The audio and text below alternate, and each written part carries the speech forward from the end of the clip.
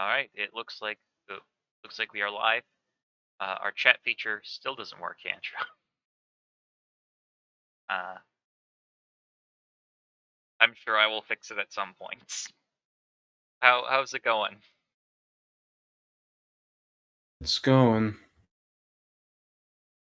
All right. Hmm. Yeah, I'm looking at the.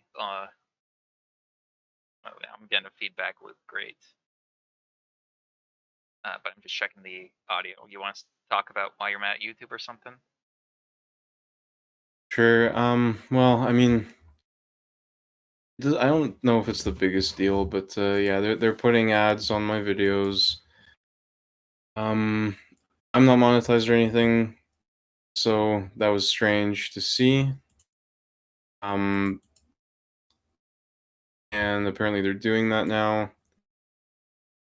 Um, which doesn't make a whole lot of sense to me. There was an argument on Reddit that I was kind of slightly participating in, and the guy was like, "Well, it costs them to keep your video up in the first place." And like that may be the case, but like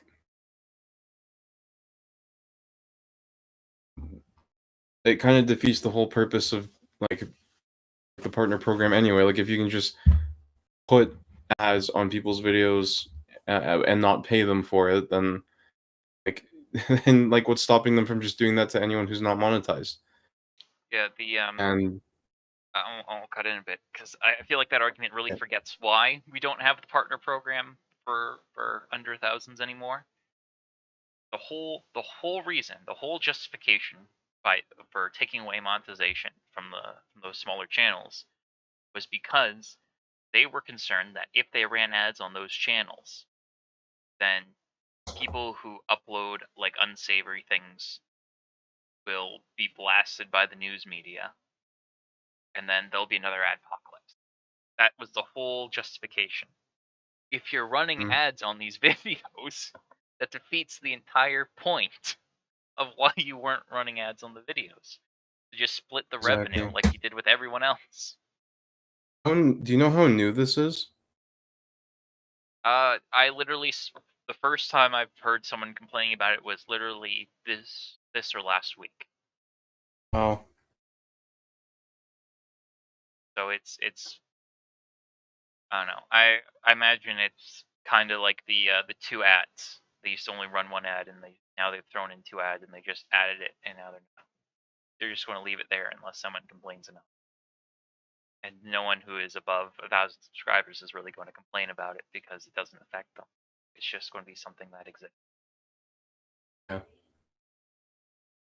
which is real annoying because there's a lot of, well, that might not be the case because there's a lot of channels that sort of take pride in not being monetized despite being big. Like Sargon, Carl Benjamin's channel, for example, has never run ads, has never had sponsors. Same with his new thing, podcast, The Lotus Eaters. So there might be groups like that who specifically don't run ads, get very upset about it. But we'll have to see. If I see Mutahar do a video on it, I'll know that it's going to be a big deal. Hmm. Yeah. It's not a good move for the well.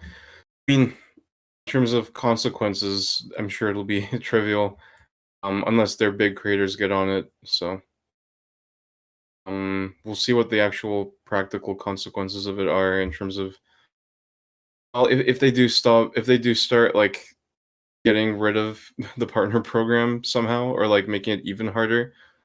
Well, unfortunate, very unfortunate. I just got recommended something on my homepage from the League of Legends YouTube channel, and it's titled Arcane Animation Test. And it's just Vi and Jace looking more like their in-game characters fighting. Well, I don't think we'll have time to check it out tonight, but we could do it on one of the later shows if you want. It's just a minute. Yeah, I don't. I just thought it would be interesting to mention. Yeah, sure. We can check it out on we just we're probably not going to have time. We're already starting Sure, kind of late. sure. Aside from that, oh, a new Smiling Friends episode dropped. If you haven't seen it, it's very very good. Smiling Friends, the one with all the different animation styles. Yes, Okay, I've heard they're good things about it. yeah, it's very very good. Uh, it makes sense. I watched an interview. The guy behind it, one of the two guys, Zach, who's been an animator for a very long time, back to like the Newgrounds days. And his big thing was because he hates modern animation shows, and I kind of agree with him because a lot of the shows just feel like, well, it's a show, we'll just make it animated instead of actually using the medium of animation to Right. tell a story that's sort of unique to that medium. Right? This is why live action remakes are so dumb because those stories exist in animation because it's a story designed for animation. It's very hard. It would be, I guess, you could make an I think you Avatar can. movie that you CGI the shit out of to make it work, but it just loses a ton of what made the original good when you do that switch. Well, I mean, imagine, but surely it could be well written, and it could just be a good adaptation into a different medium. It It doesn't could, have to be that. but it'd have to be fundamentally a different story and fundamentally different techniques that are used. One of the cool things about so here's like a minor example of using the medium really effectively. Have you seen or read Watchmen? Oh, Okay, so in the comic book, Alan Moore, when he writes his comics, at least all of the ones by him I've read, he does a 3 by 3 panel style. So each page will have 9 panels on it, and it's the same every page. This is a sort of a consistent style of his stories. What makes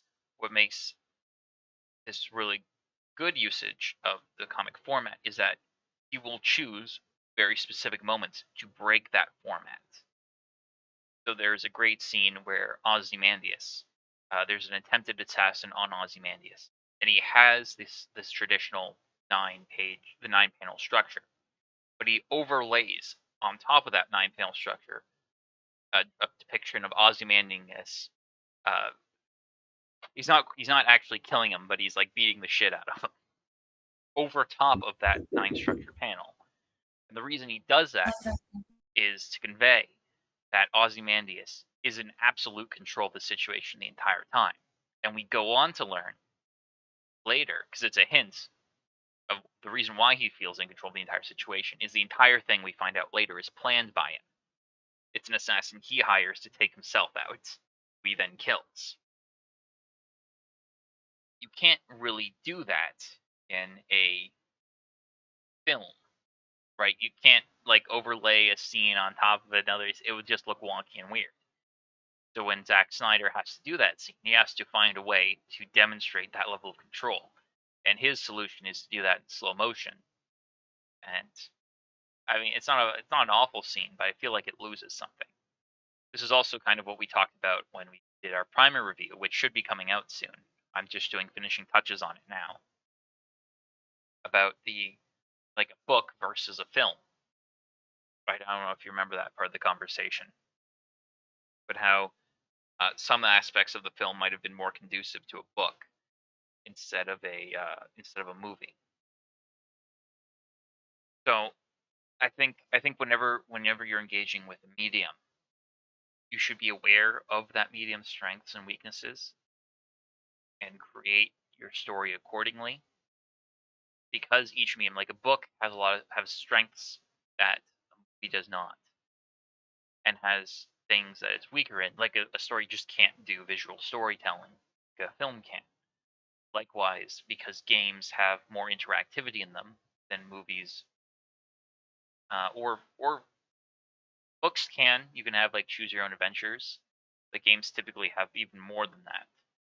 So it tends to be a lot better for stuff like horror stories.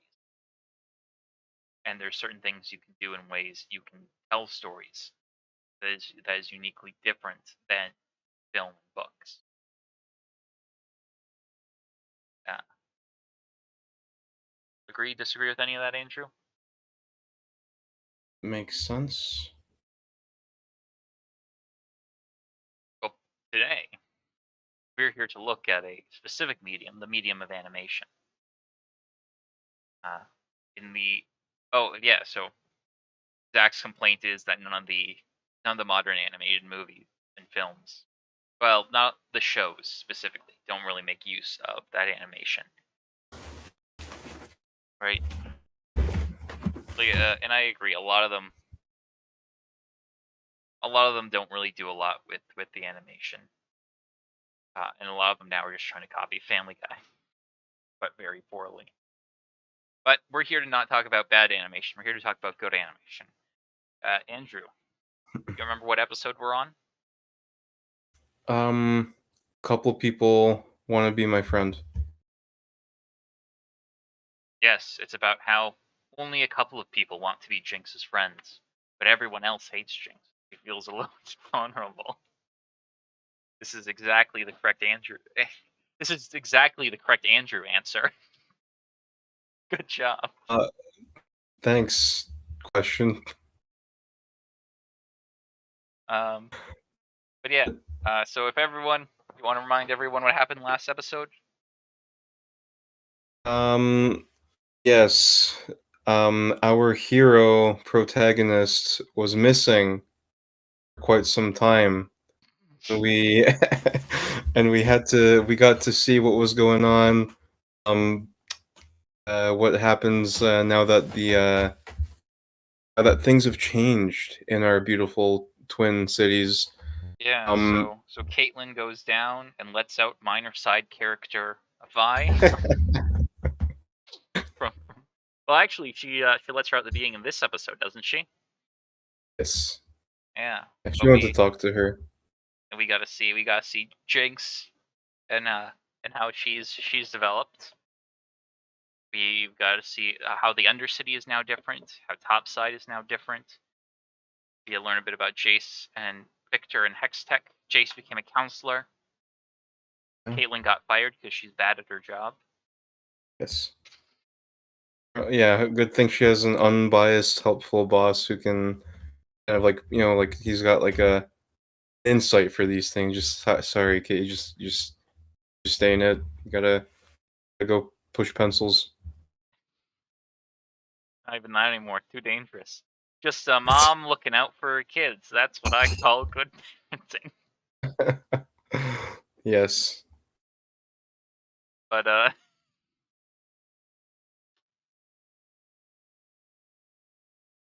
I don't know. The fact that the first time we see her, or the last time we see her, she's a kid. Uh, might have made us sympathetic to Caitlyn's mother's position, but it doesn't. No. Oh well. No, it's overbearing no matter how you look at it. At least in my opinion. Yeah. Though it kind of makes sense given what Andrew's favorite part of every story is the them. Hmm? The The, them. the them. This is an important them, Andrew. The them of family. Family's not a theme of Arcane. Only like 3 families in the whole show. I think there's unironically a lot more. You Yeah, have, I you think have the so. original one. You have Silco's one. You have Echo's new one. You have Caitlyn's. You have Jason's. Oh, I mean, and like the was that what you meant by the original one, Vanders? Because I was gonna say there's Vanders, and then there's the parents they had that died right away. Yeah, I guess you can count Yeah, both of them. yeah. What's her name? Mel's mom shows up, Medarda. Everybody wants to be my A family. family. Yes, Uh, just one big happy family. that's imagine if that was how Arcane ever ended. Everyone just came together, kumbaya. You know, you Thanks. filthies aren't You so can different. be. Council's like, we're adopting Jinx They're li- as we do not grant her the rank of daughter. we're on the council. You're not granted the rank. It would have been it would have been a better ending for the characters, but definitely a worse show. Absolutely. Yes. Unfortunate. Yes.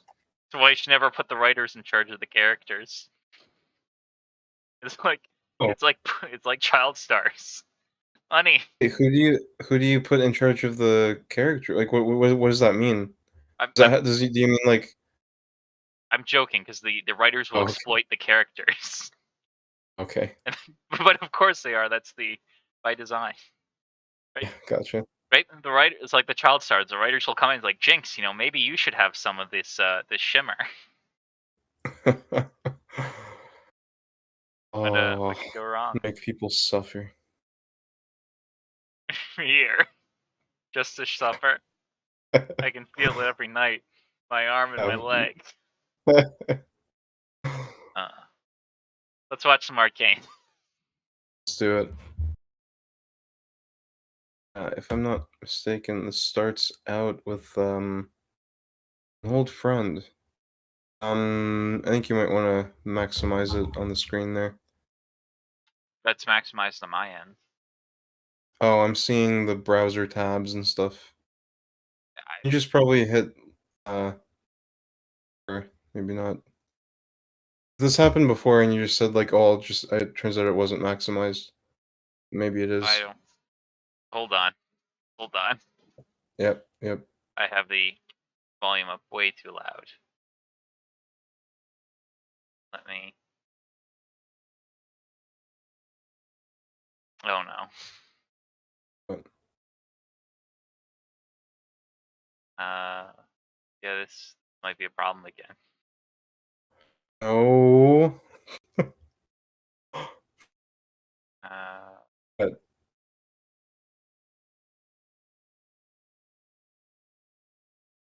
I can't remember how I fixed this. Okay, if I turn down the so, Netflix volume, is that going to be an issue for you? oh, that's fine. I don't need to hear it. Okay.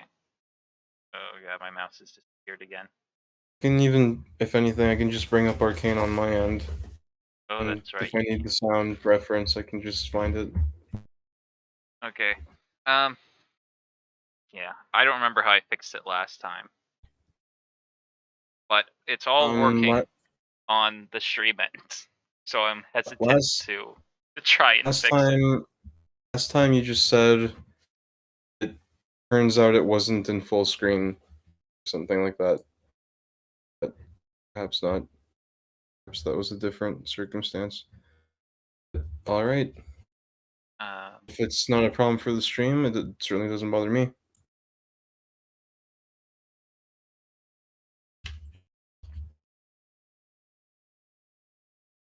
Yeah, I'm not sure what. We'll No fix it worries. off screen later. All right, yeah, let's just get to it then. When we watched this with my mom and my sister, actually, I think I just saw it with my sister first. She was like this was the first time that she was like, "Oh, I'm like very, very impressed with the like it was like the first time it hit her how like um beautiful the um just like the art in the show is because she noted how realistic the nature looked like like given the art style that it is and yeah, so that I agree with her on that. This is a very uh the kind of like winter landscape here that they have is quite nice. Yeah. Same thing with when I showed it to my mom. She said, and she doesn't like the animation, which is the surprising part. Yeah. This is definitely a very very nice scene. Uh, I'm kind of distracted as I'm trying to get my mouse and stuff to work. Okay, there we go. I can turn it back up, and then on my end, and then I have the potato voice control and turn down the actual sound on my computer's end. So there you go. You can hear it again. Okay. But there goes my. Okay. I'm gonna go back and we can play the intro again and talk about it. Well,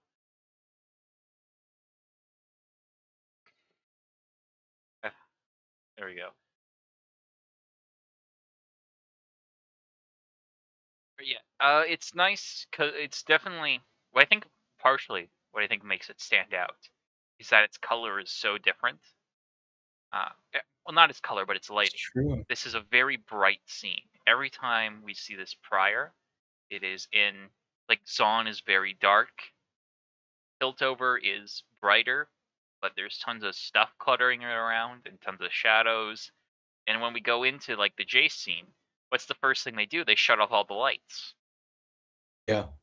The trial? Yeah. And Yeah. then for the rest of a lot of the other scenes, there's like artificial lights everywhere. But this is the first time. This is the scene where we're out in the wilderness and it's all natural white light.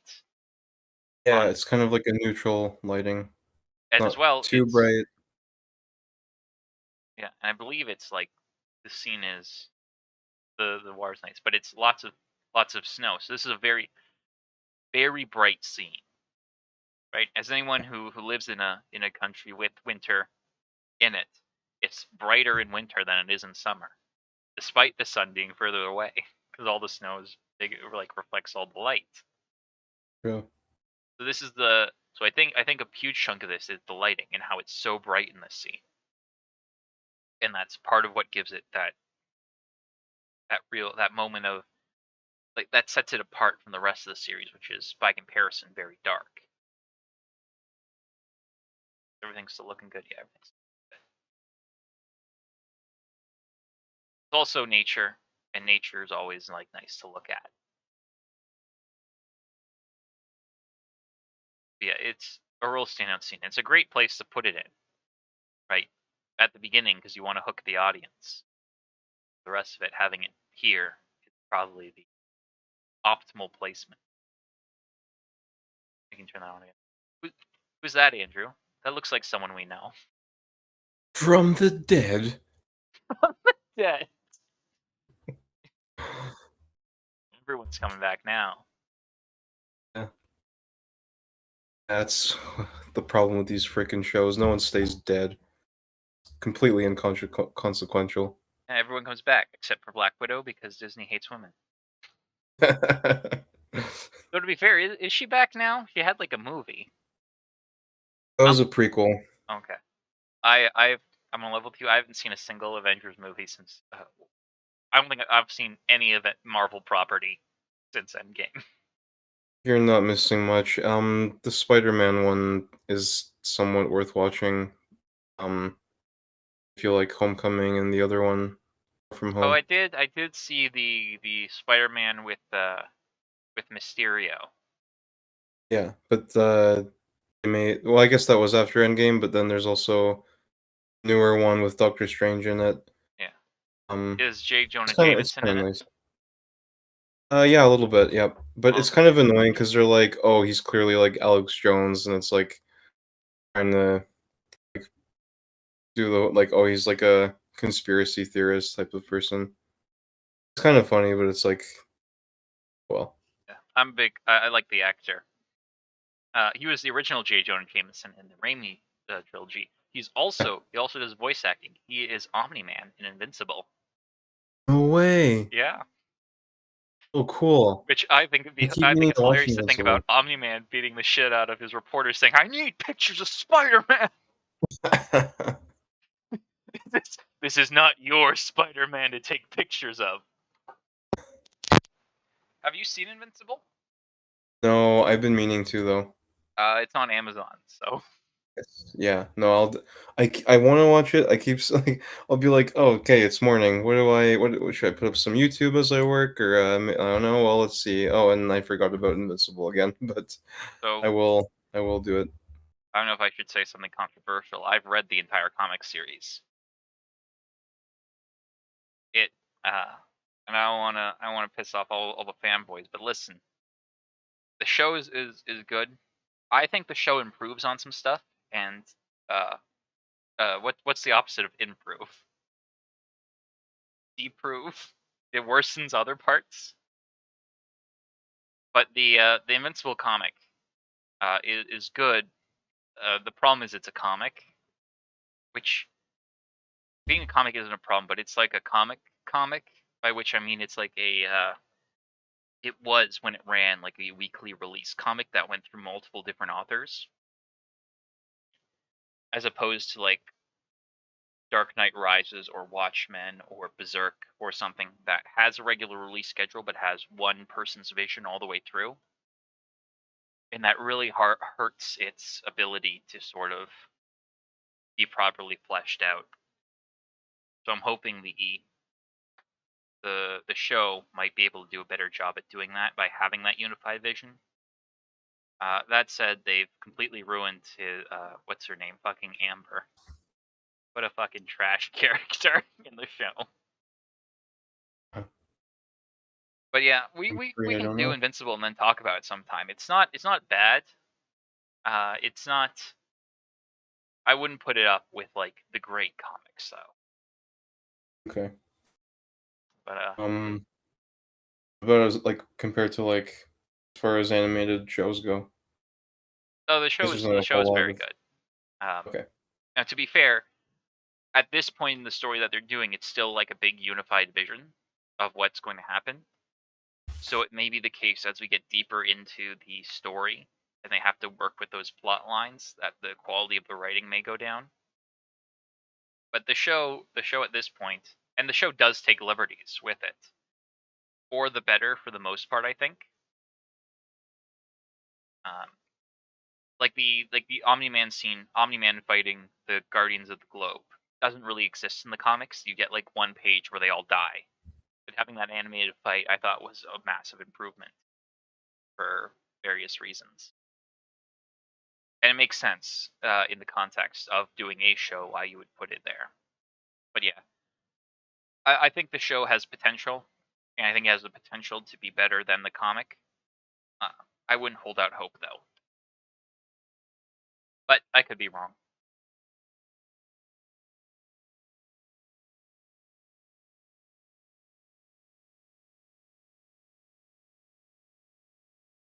Alrighty. It's the Kiriman symbol. Was that? Is that what that is? I was like, why is the Vatican symbol on there in Arcane? Well, listen, she's a devout Catholic. I don't know what to. No, it is the Kiriman symbol. You can see it when we get the shots of her talking with her after Jace almost kills her. The well, after Vi almost kills Jace and her with the. Well, I guess after almost Jinx kills everybody with the stone, accidentally in the first episode. Okay. And she has the big hat because they can't give her a top hat in the show because it would be a bit too silly. Very sad. Gotcha. Rip, Regrettable. rip Caitlyn's steampunk attire. As a non-gamist, I have no issue with the hat, the level of hat. Well, I understand. how could you if you're not gaming? How Uh, could you know? I live on the other side of the game curtain. You know, it's kind of a nice touch. I didn't see it this time, but her dad is clearly a little tipsy. Hmm. I didn't know. Right, we have the alcohol. And look at him. There's the wobble. Yep. Of course, she is not at all drunk. Mm. She can't, I guess, afford to. Yeah, it's all about She's appearance. very concerned about her reputation, I think. Well, somewhat subtly. And well, she has to Like, be. She's essentially a politician. yeah. And she didn't even choose to be a politician. Or, well, at least we suspect she didn't choose to be a politician. Her Why do we family, suspect that? because we know her position. Well, we know the positions are hereditary. So either she gained it. Her house gained it in her lifetime, or she inherited it. And given how she, Interesting. I didn't catch that they're hereditary. well, theirs is at least, right? Well, one, they elevate House Talus, not Jace, Yeah. House Yeah. Talus to the council. And when she talks about Caitlyn and appearances for Caitlyn, the underlying implication is that she has to be a part of the family and be a part of this sort of political business or political enterprise, speak. So I see. it I seems was like, wondering how the council worked because it seems like an oligarchy to me. yeah, seems like a it seems like an oligarchy where positions are. It seems like it is an oligarchy where heads of certain guilds, so to speak, are at the Yeah. council, but who is head of a guild is largely determined by birth. Yeah. Well, Well, I actually, I'm not mean, sure because like, because consider that Mel came in like out of nowhere as a kid, right? Like this political, savvy young lady showed up and and said like, "Hey, my ideas are way better." Is what I think, and presumably like worked her way up pretty quickly into the council. but she was So not. Here's the odd thing, because now that I'm thinking about it, Mel isn't raised into the council. Jace is the first seat they've added in like in like a long time, so presumably she's replacing somebody. which is odd because Heimerdinger doesn't get replaced, or maybe it's just it's too soon. Right, he gets kicked out of the council, and they're still scrambling around for his replacement. But you would think like Well, they would have the new dean of the academy or could it something. be that they didn't think of that in particular? Maybe because they I don't think retire him, they. they don't say they remove the seat. Yeah, I don't think they've considered Mel's entry into the council, which is a little bit unfortunate. But maybe that's something that will be explained. Like maybe she does um replace somebody that didn't have any heirs, or maybe she got into their good graces and then he died, or maybe they or maybe she did something bad and like had them killed or something and got her way into the council that way. There's a lot of ways it could happen. Yeah, uh, we're just theorizing at this point, Yep. but I don't know. We'll have to see. Let's hope they don't do like a fucking Game of Thrones only a night can night and other nights. Dumbest fucking line. But I've been spared from Game of Thrones. it's good until they run out of books, Ah, interesting. which I knew was going to happen. As soon as they said they had run out of books, I stopped watching, and then I waited, and sure enough, a few months later, stuff starts popping up in my feed about how bad the new Game of Thrones is, and I'm like, yep. So maybe I'll switch over to the books, maybe not. But yeah, we're never going to get a little conversation between little Babby Caitlin and not at all zombie. I cannot remember her name now. Grayson, come Grayson. on, dude. As soon as I said it, I realized it was Grayson. I'm like, oh, I'm fucking dumb. I believe you forgot the name of the protagonist of Act One.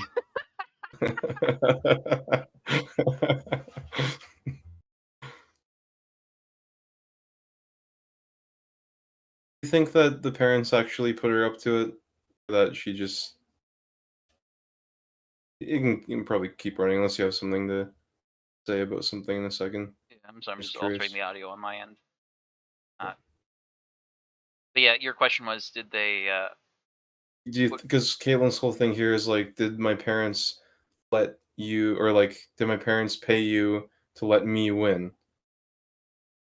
well, Grayson says no, and I believe her Yeah. because I don't think she would lie, and she seems like a sort of honorable chap. Yeah. I think she's honest, and it's more about trying to teach Caitlin a lesson or something. I don't fully get the lesson here, to be honest. Like, well, I also kind of I'm not sure what this competition. Why is a little girl, facing off against a seasoned police officer, but presumably simply because Caitlyn was talented enough to make it past whatever like semifinals or whatever, and then it was this, and they're just both the best. Well, And I mean, it's not on in the women's skateboarding. Have you heard about the big controversy with the recent women's I've skateboarding competition? not, I've not. Okay, uh, I'm just going to say what's happened for the movie slash film channel. So we're not going to take a political stance on what was right or what was wrong. We're just going to describe what happened and how it relates. Okay? I mean, I'm gonna take a political stance. I'm trying to make this show. Well, I'm trying to make the show apolitical, Andrew. But Yeah, well, I'm gonna take a political stance. so there was a competition, and Temple was talking about because he's a skateboarder, and I think it's one of the matches that does like qualifiers for the Olympics. And one of the competitors was like a teenage girl. The other competitor was a adult. Well, actually, it's not really relevant, but she was a trans woman, which isn't super relevant for How's that not relevant? well because Grayson isn't a trans woman, so we're really Oh just talking well, about the yeah, age gotcha. difference here. Okay, see. And so what the reason that it happened that way uh, was that there simply weren't a whole lot of skateboarding competitors in the women's division, so they Gotcha. couldn't really make a children's girls skateboarding division and an adult women's skateboarding division. So there was Right. just a women's skateboarding division that mixed the kids and the adults.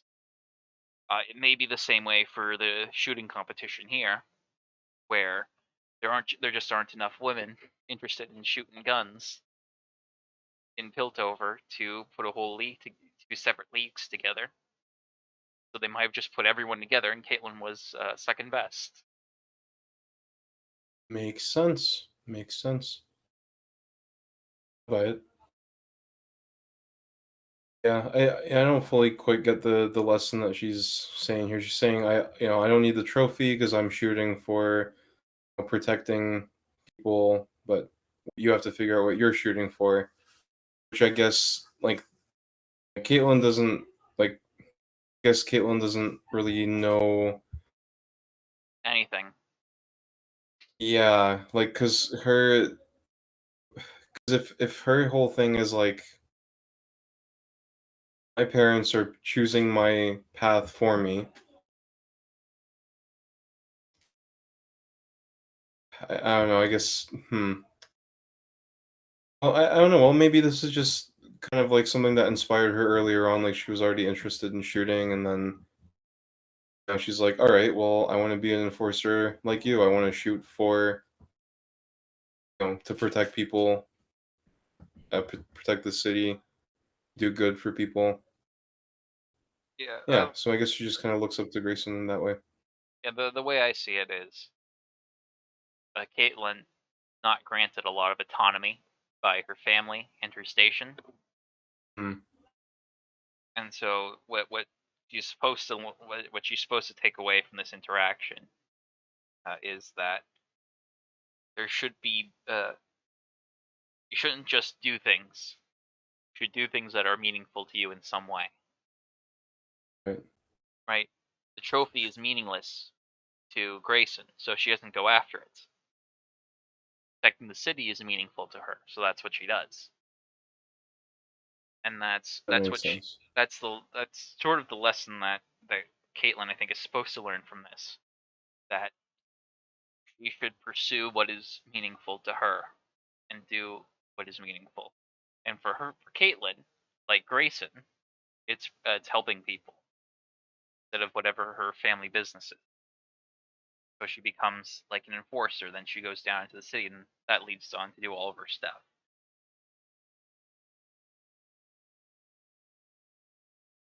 Agree, disagree? Agree. Makes sense. Well, Uh, let's. would it make sense to just let it run as we talk, or do you want to pause it whenever we? Because I figured like otherwise we'll just kind of a lot of silence in between. Yeah, I get what you're saying. I get a bit. I have some difficulty talking and concentrating on the show at the same time. Okay. We can do both depending on the scene.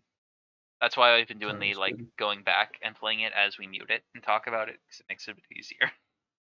Gotcha. Notice city's all in fog once again. Is that just built over? Yeah, that's built over. And then we get, by comparison, Stillwater. Which I actually like Stillwater as a name for a prison. Because still water, like water that is still in nature, is always poisonous. Right? Oh, interesting. Whereas running water is also poisonous, but less so. If you have to choose between running and you should boil, well, you should always boil it, but you should Yeah. always take water from a running source before a still source. Yeah. Makes sense. And still water, of course, represents the kind of this poison that's been infecting the city from like a metaphorical lens. Right? All the people here represent like these criminal elements that are trying to tear the city apart. But also represents the attitude that the topsiders have had that has ultimately, pause it here before we talk about this, but it also represents the attitude that the built over elite have had, which have ultimately led to the destruction of the city come episode 9.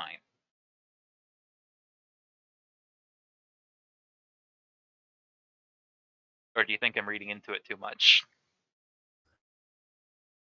I'm not sure. Not sure. All right. So we have this scene, right? Caitlyn comes in. We have some funny joke lines between them. Why are you here? My sunny personality. And then we sort of have her bring up Silco.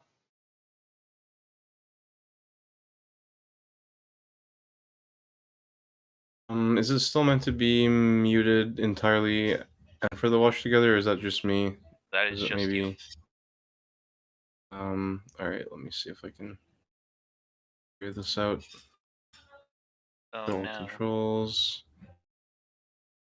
Not sure I can. Okay, well, I'll try and talk a little bit Shoot. about the scene. Try to get that fixed. I can't seem to. It's grayed out, but that's okay. Are you actually straight up muted?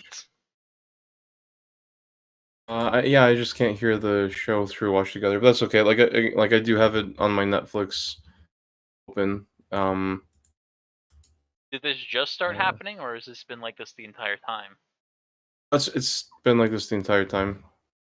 Oh, okay. Yeah, no big deal.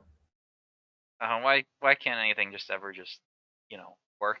It's fine. It's fine. I got the subtitles playing on my version here. Okay. Well, we'll figure out what's wrong after the show then.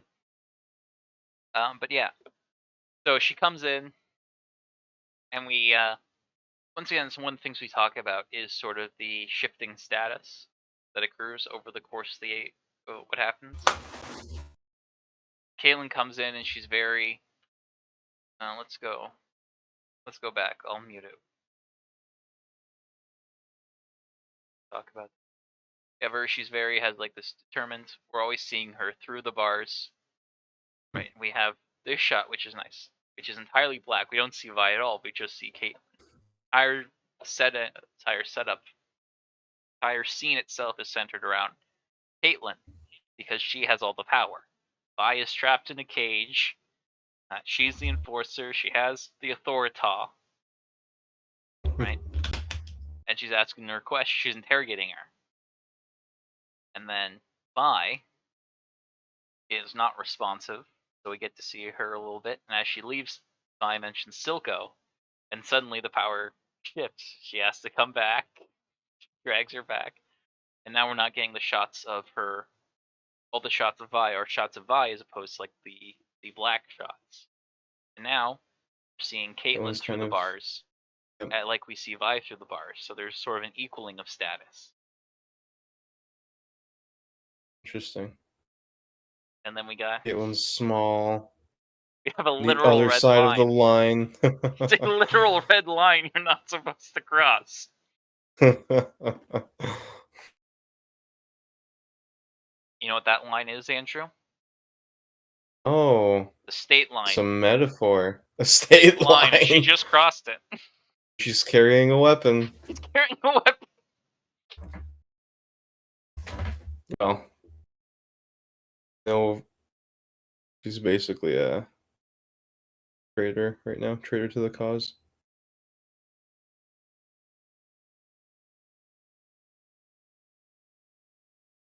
So Vi basically reacts because of the drawing. Yeah, but once again, notice. She pulls out the monkey thing, which she recognizes as it. She comes out. Which scene do we get again? Caitlyn once again has the power. Because she knows something, Ah, and she has something that Vi doesn't. yeah.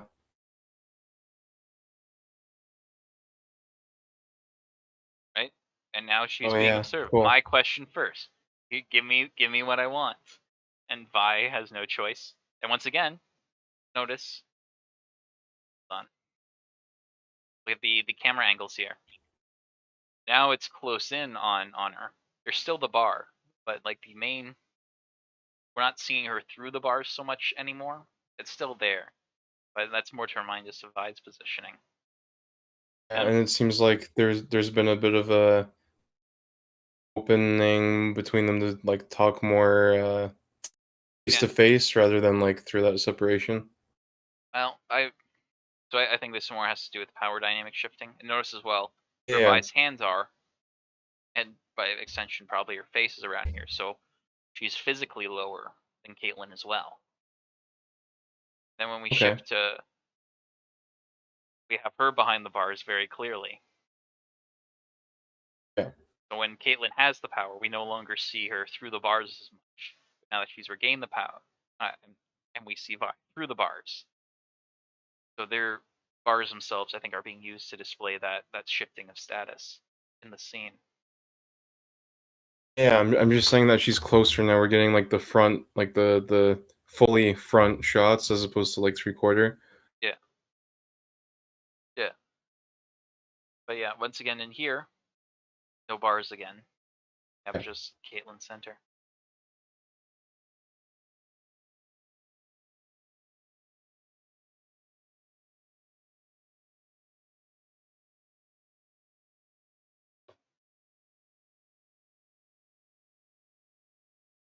That's a racism. So racism. Racism. Where would I trust people like you? Ah. Now we have power shift again.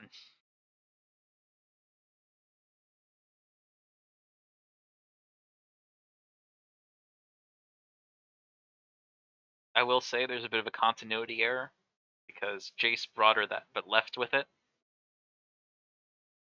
They should have had What? him like, I'll leave this here in case you change your mind. But again, it's not a big deal. But it is. Oh. Yikes. Is a bit of an issue, so I thought point it out. Do you find this quite funny? Like, since when is he a counselor? Today? As of 0800. Wouldn't that be something that you'd want to like double check? Like you're kidding? Like today? Like, hold on, let me check. Let me check. I assume that they have like very specific forms and very specific kinds of. Well, I don't know. I assume they have a system in place, and they're just gonna go with it. I feel like this is absolutely the kind of thing that you'd want to double check. Like someone like a, f- like a rank and file enforcer coming down here saying, "I want to free a prisoner on order of a counselor who just got made counselor today." Well, hold on. She's not Like, coming down as an officer, as an enforcer. She doesn't have that job. She's coming down as Jace's head of security. oh, I see. Right. As well, it may be because Vi, like, no one knows why she's in there anyway. So maybe like it's kind of like I'd imagine it's kind of like a bite. I don't really know how their system works, but I imagine to them this is like a non-important, low-rank criminal because it's not like she's in there for dealing shimmer or blowing something up. Right? A lot of those people work for Silco. Some of them are going to be like actual terrorists. Just I'm kind of curious, like, what would happen if like some guy went to, I don't know, like Kingston and said like, "Hey," or okay, not Kingston, but like even like just like the one on Exeter or something, and just said like, "Hey, I want to, like this guy, um, I'm here on orders of like Trudeau's new defense minister." Like, oh, well, like, since when's this guy a defense minister? Like yesterday. All right, who the hell are you? Uh, I'm his guy who's sent down here. You're well, supposed to do it. I Here's would your orders. I would guess. You know how they did verification, like back in like the medieval era, and Well, even into Victorian, how they did that was via seal. oh, see, yeah, yeah, So I'm yeah. Here you'd have like tubes and stuff, right? Like have like um message tubes. yeah, I guess they do. But what I'm suggesting is, given the time, it may just be the case that all he really needs is the seals to as verification, right? And there was a seal on the document that she gave him, so he might say, that's good enough, right? And it may be Yeah, the but case. seals need to have reputation behind them, right? Like if somebody comes up to you with like a brand new signature of like, what do you mean this guy's a counselor? Like he's a big shot, but he's not a counselor. Um, The fact that it was today, like it's a funny bit, but it's like I do think that he would double check and like it's a big ask, like small prisoner or not. It's like I don't know, like unless he doesn't have access to those tube things for some reason, but then why wouldn't he have access to them? why? Um, so and it's a very significant plot point, the fact that they do let Vi out, because if he did double check, that would like screw things over, because he'd check with Jace, or he'd probably check with Marcus, and Marcus would say, yeah, he's on the council, but that like that was not in any way authorized, or like let me check if that was authorized. Like we'll see what we can do about this.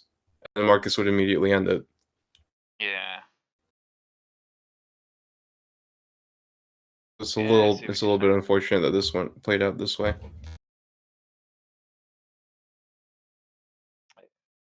Yeah, you're probably right.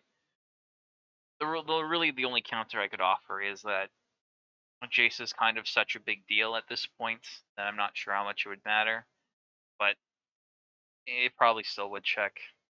And maybe he does check off screen, but I see what you're saying. Probably should have like a line of yeah, yeah, yeah.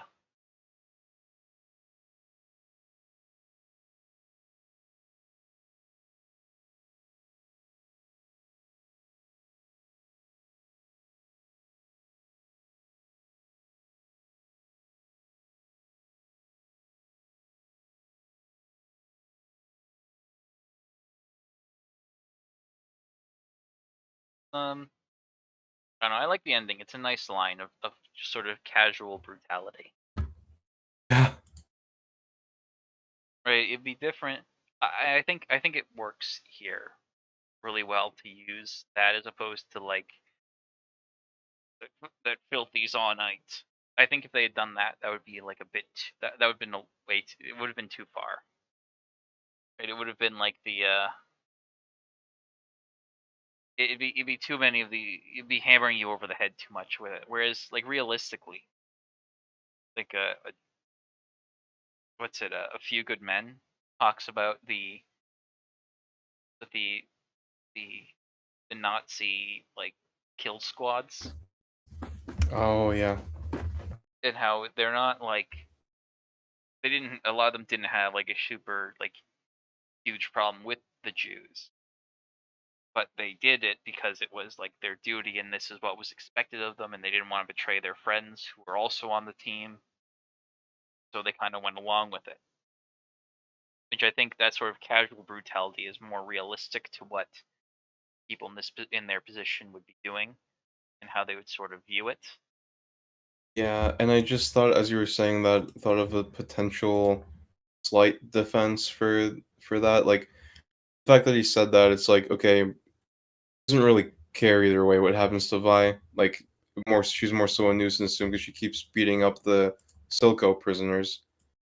So we could be like, well, if I have an excuse to let her go, Thank God, get her the fuck get the out of hell out of here. here. Yeah. I don't care where you take her, just not here. Not my problem anymore. Yeah. And so she comes back.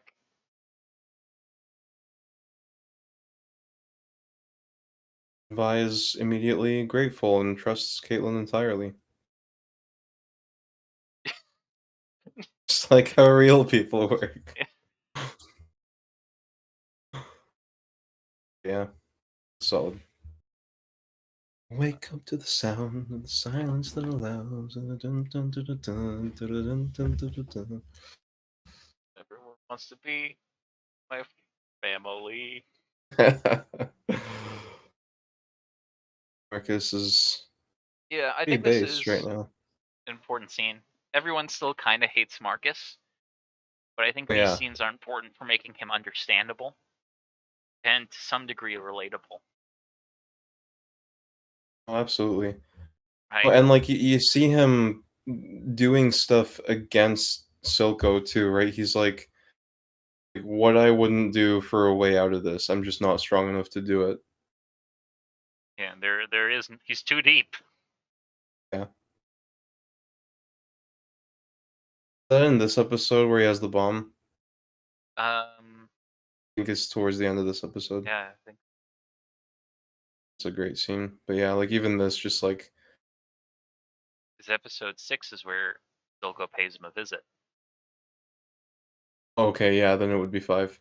Yeah, So, and that, he's clearly got that like deep guilt for Grayson, and then this just like he's trying to stand up to Silco. Like you I think he can't literally freaking tries to do stand this. up. They He won't like he let him. does. Oh, interesting. That's totally intentional. That's Yeah, got to be intentional. And Silco's just like, see this? Snap. This is you. yeah.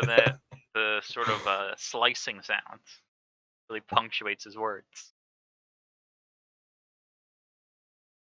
and he's giving like a very good reason for how they can work it together. And he's not at all happy that they have a way around this. He wants justice for his dead men. Absolutely, and that justice is gonna be Jinx, and that's the one thing that Silco does not ever compromise on. I mean, I guess he doesn't Yeah. compromise on a whole lot. Once again, It's I'll let you continue, but you'll notice in these shots you can clearly see that half of his face is painted slightly differently. It's really noticeable in the shot. But yeah, no, continue. I'm trying to see it. There's some more blood money for you. Yeah, I'm trying to notice the Oh yeah, yep, it is different.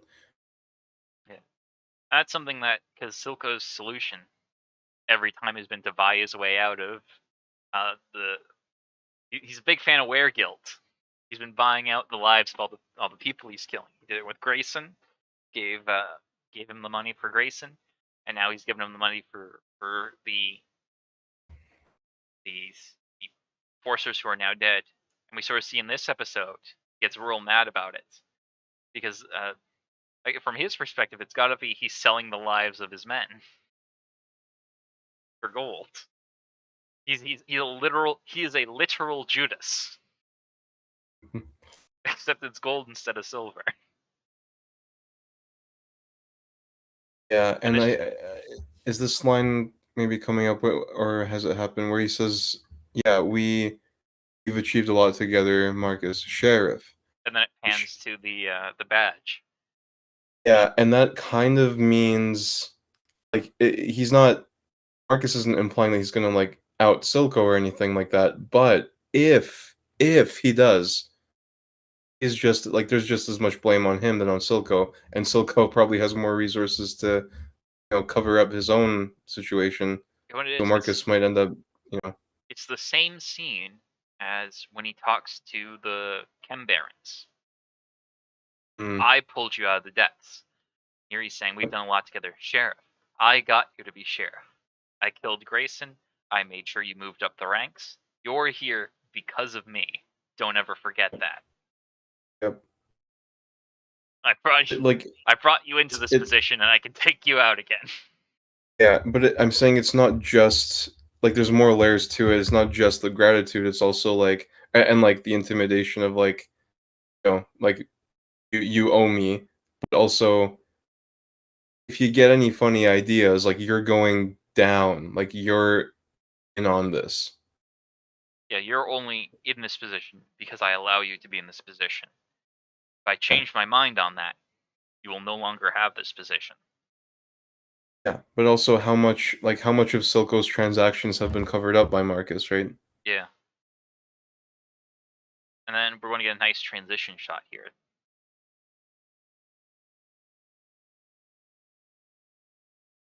Nice Dude. transition. Oh, yeah.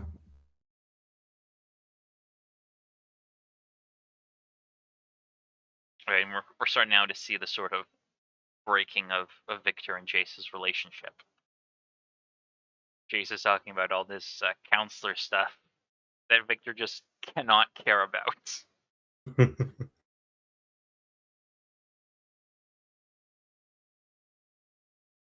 Yeah. And obviously, it'll be revealed in a few seconds, but now is now for Victor because he's not going to be around much longer. Whereas Jace, That is true. That is always something that's going to be pushing Victor. There's a time limit. yeah, there's a great line about it a bit later. But now we have Marcus and Jace talking, and this scene, I think it's more interesting the second time around.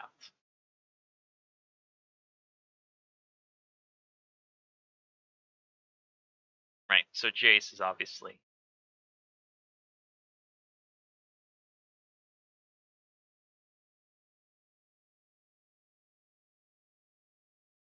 Jay's kind of making enemies and all that. yeah. So I really like this line because first time around you see it, you watch this, you don't really understand what Marcus is saying.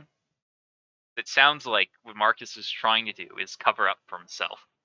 Like, oh, you might want to talk to some of the other council. He's doing delay tactics, which isn't actually what Yeah. he's doing, because Marcus knows every single one of those counselors is corrupt, and he knows every single one of Oh. those counselors because he's the one who handles all the manifests, right? That's how he's hiding all his Silco stuff. So he knows they're all corrupt, and he knows that if he goes after him, they don't want that the council doesn't want him snooping in anyone's business because it's bad for their businesses. And that's why what's the first thing that happens? What's the first thing he does after getting these orders? He starts targeting counselor members and saying, "Well, Jace made me do it." True. Listen, I don't want to go to your house and knock on your door and seize all your stuff, but Jace, he's head of the security now. There's nothing, you got to take it up with him.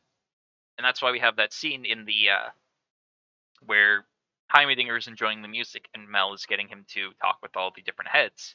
She comes in and says, "You won't believe what happened to me. I woke up to enforcers banging at my door under your Yep. orders."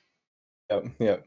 Right? Like that, like sweet face, like oh, How interesting. Enforcers showed up. I'm like, that's so, like, and then like, oh, like Mel comes. Well, we'll get to it when we get to it, Yeah. but it's just like that whole political thing that Jace absolutely didn't sign up for.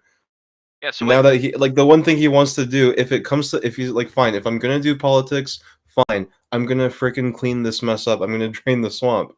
Okay, and next thing you know, it's like, hey, Jace, buddy, let's talk for a second. Let me help you with your idealism. Let me show you how the world really works.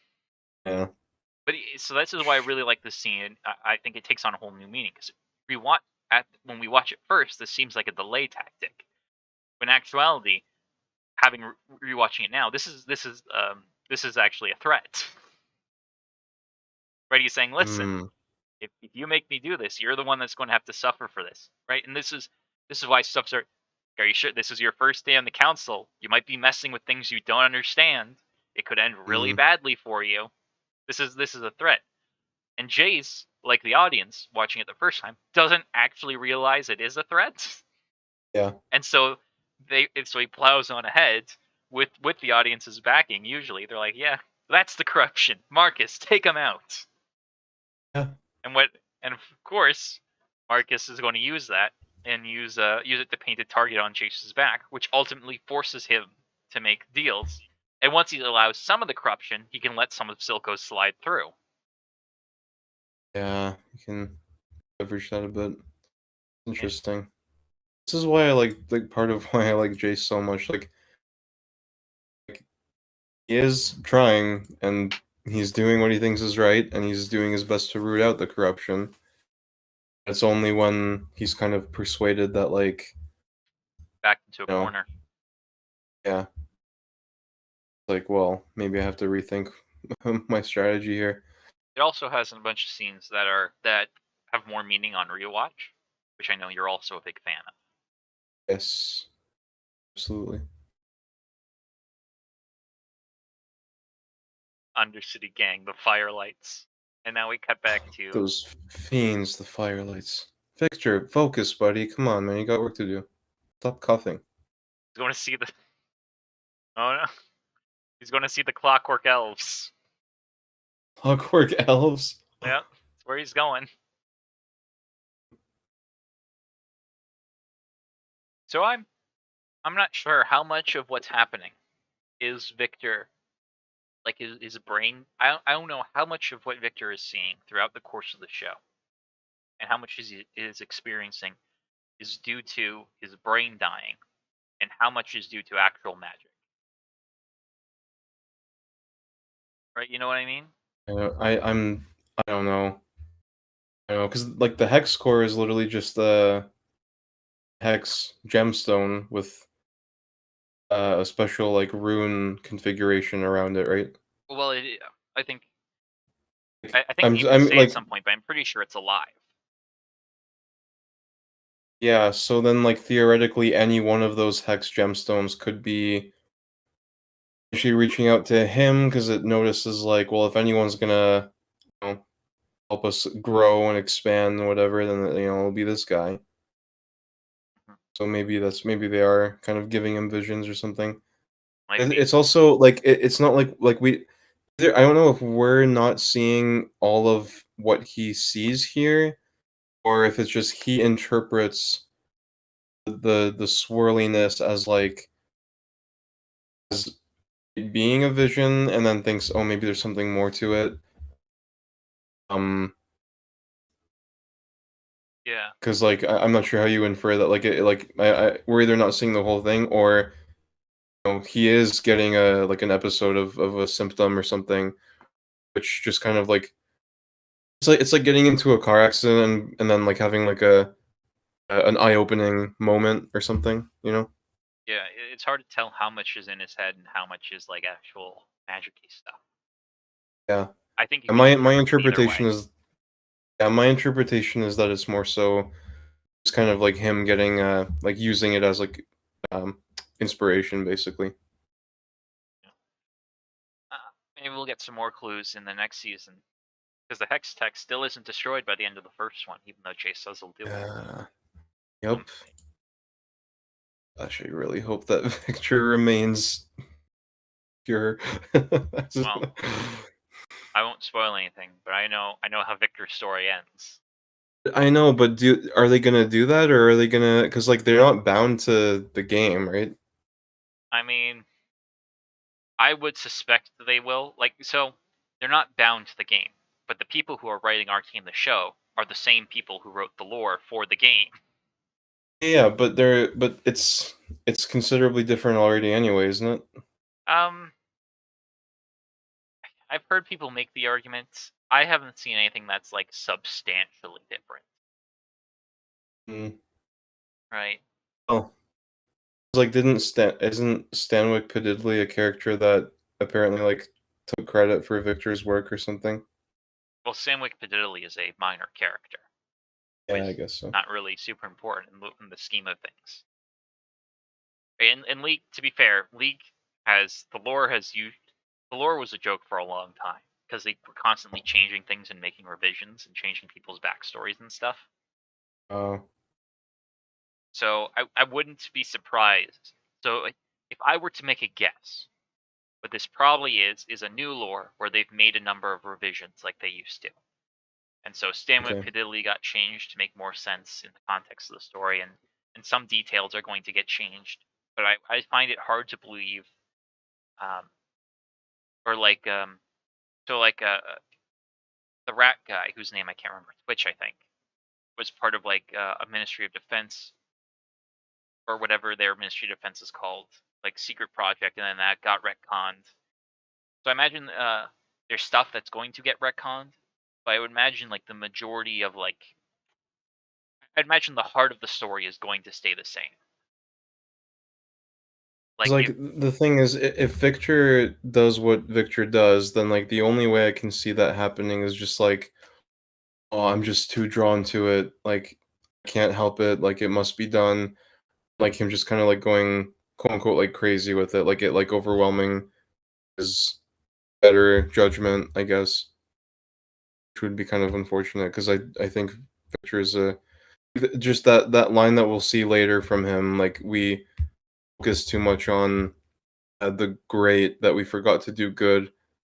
Like I really don't want to back away from that conclusion from him. You know what I mean? Like I really like that's where he gets, and I like it would just really suck to have that undermined in wherever his wherever like whatever like temptations he might face in the next seasons.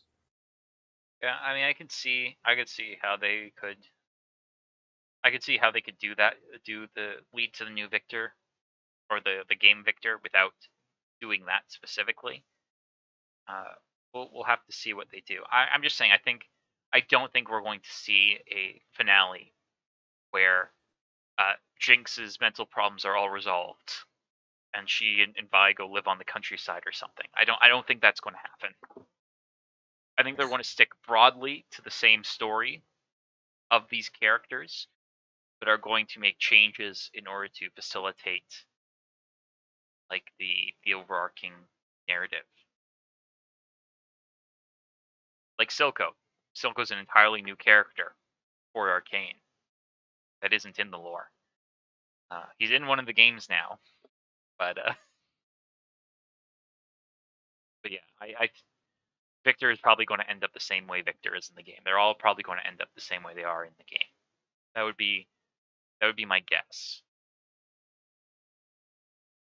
My actual guess is the show is going to end when they create the League of Legends, but who knows? Maybe they'll go in a different lane. But Mm, we'll just have to wait and see, I guess. I guess so.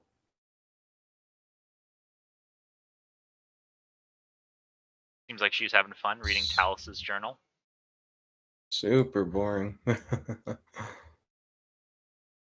Yeah, it's interesting. Like you must understand some significant portion of it. Yeah, yeah, This she's smart, a smart T pants.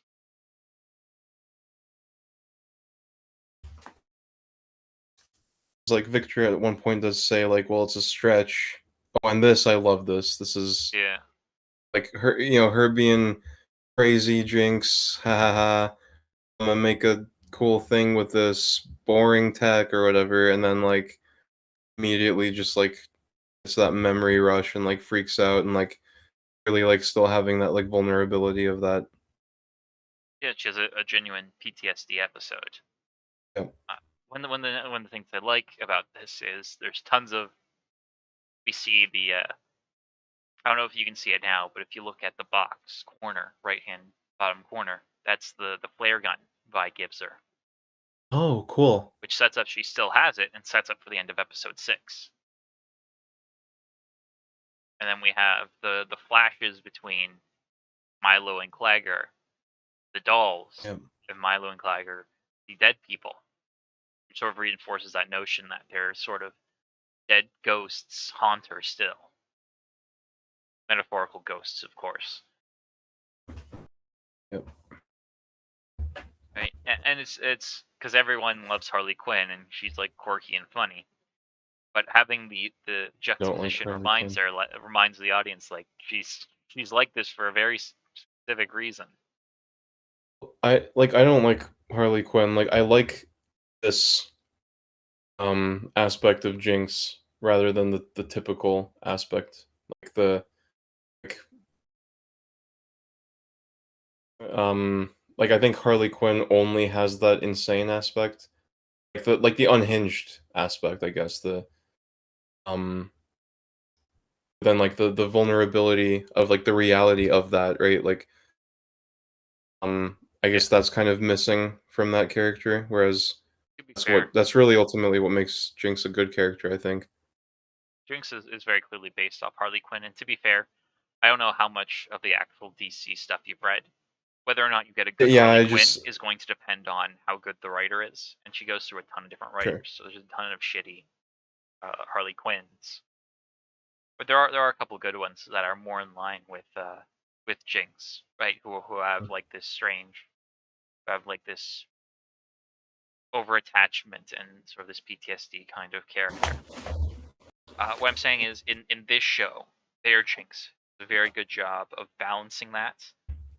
So Yeah. when she has this quirky, like crazy character, it doesn't feel like this is an aesthetic. It feels like this woman is legitimately crazy. You know what I'm saying?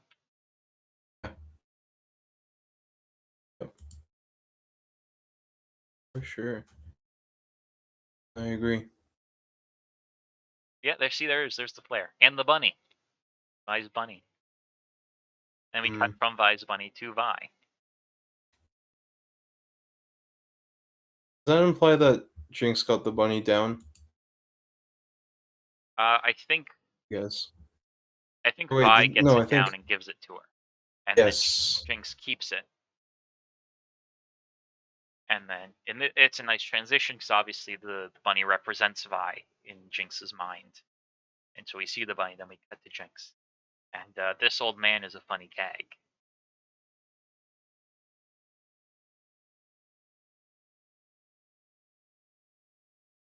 Old man is a legend. Old man. I want more old man. Might very well be in a league as well. I say league A legend in a with league. legendary characters, mythical characters. Some might call legendary. This is a nice parkour shot, but it sort of demonstrates. Well, okay, but this is like okay, yeah, like Vi's insane with this stuff, but also it's like, well, I just outran the cops. Like, bye forever, officer. Yeah, And she could have. Caitlin immediately realizes she made a mistake. The fugitive got away. There's no chance she'll ever catch up now. How could I ever, like she lied to me. She tricked me. She's like, nope, just kidding. She catches up. Yeah, What? How? Like, it's kind of crazy what happens here. yeah. Two things I wanted to note. One thing about this shot in particular, because there's going to be like a turn, like how it pans up. That isn't actually animated. It's one shot that they're using like a computer effect to hit the screen on. which is why it can look, why it looks like the way it does. Also, the mural's nice. But the other thing is it sort of shifts. Once again, we have a shift in status. Because back in Stillwater, Caitlyn kind of held all the cards because it was her territory, so to speak. But now that we've shifted into Vi's territory, she can do all the running and the parkouring and the jumping, and Caitlyn has to climb down ladders. Yeah, so all this is like one painting that they're using your effect to tilt.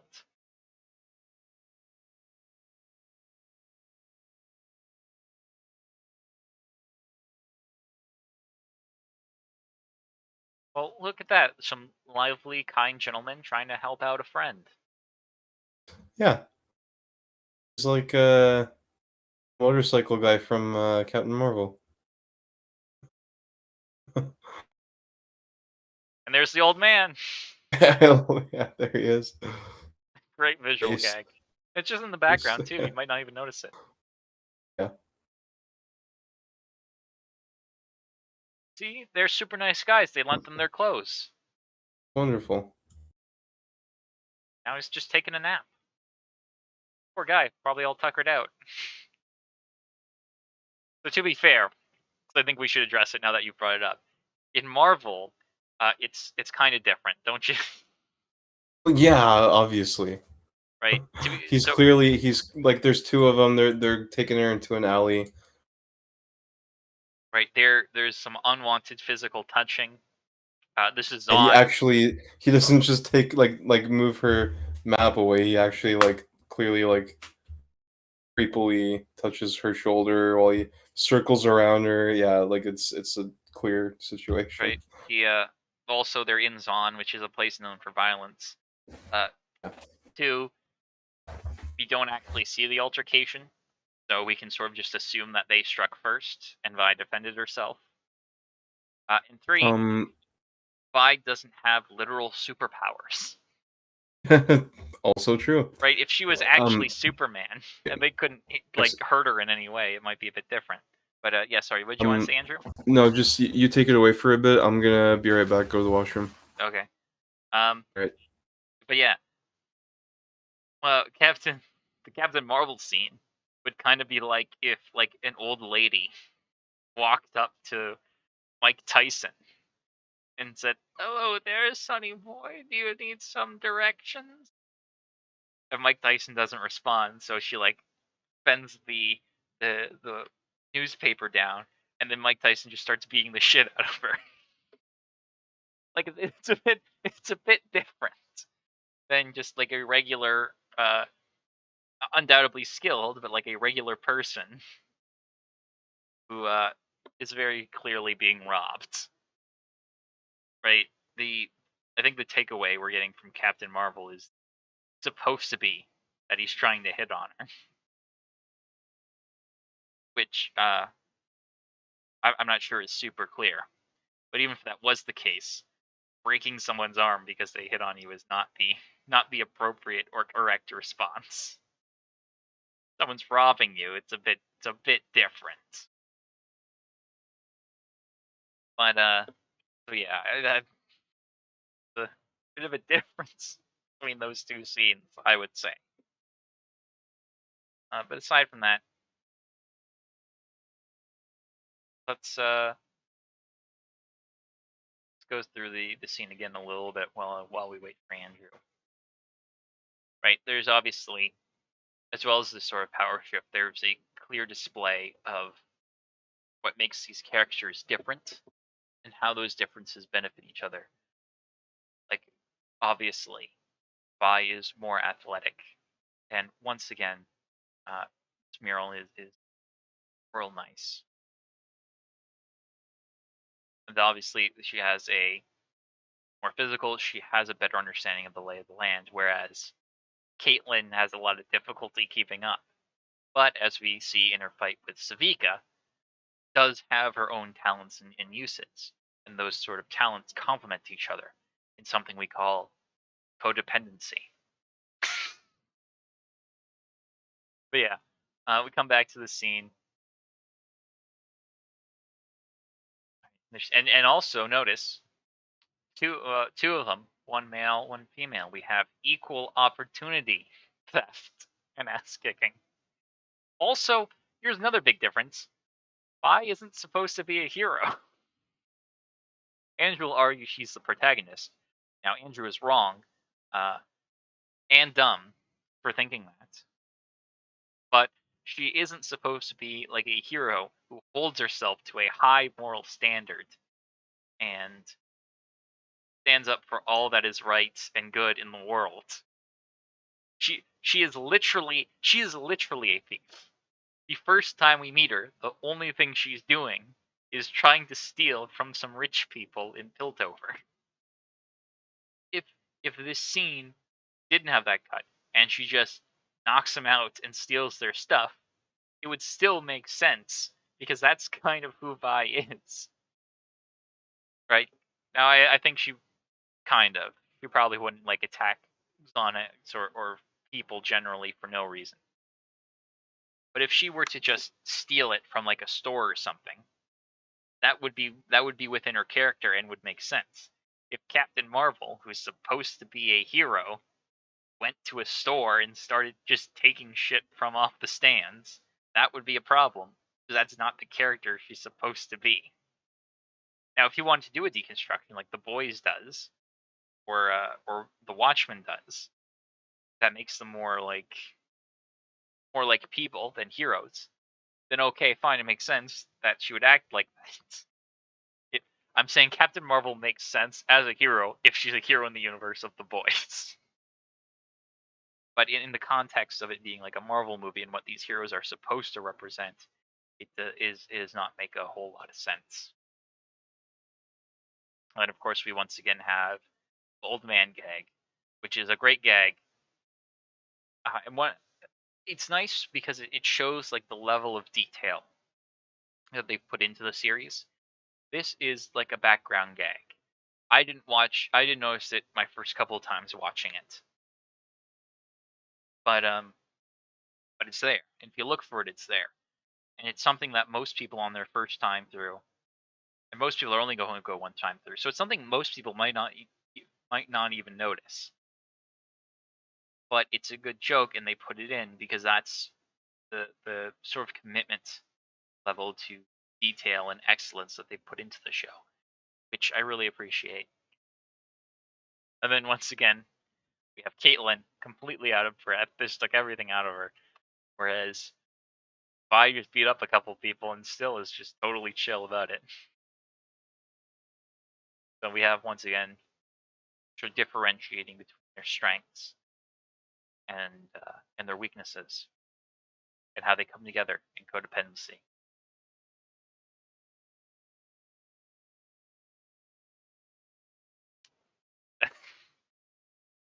Then we move on to Victor. And notice the dichotomy here. Victor here is hard at work, and he's covering his face with glasses. He doesn't really look like he's presentable. He kind of does. The glasses, they're work glasses. It's like if I showed up somewhere with like safety goggles. You can, but it's not really formal attire. But he's here working hard on this hex tech device. Whereas what's Jace doing? He's over there looking in the mirror, making sure he looks good for whatever meeting he has to go to. And this is sort of a division that will take out that will just grow wider over the course of the series, where Jace is off doing his own thing, as Victor is once again alone in his lab working on hex tech or whatever his project would be. Right, and we later get the line where Jace comes and asks him, "Is this safe?" And he says, "Of course not." So he's alone practicing these dangerous experiments. Seemingly no one really cares about him, aside from Sky. But yeah, Jace is off doing his own thing. Sky, shows up, but she leaves, and Victor kind of keeps chewing her out because she doesn't want her witnessing the experiments either. But yeah, this sort of divide between these two will grow as the story continues.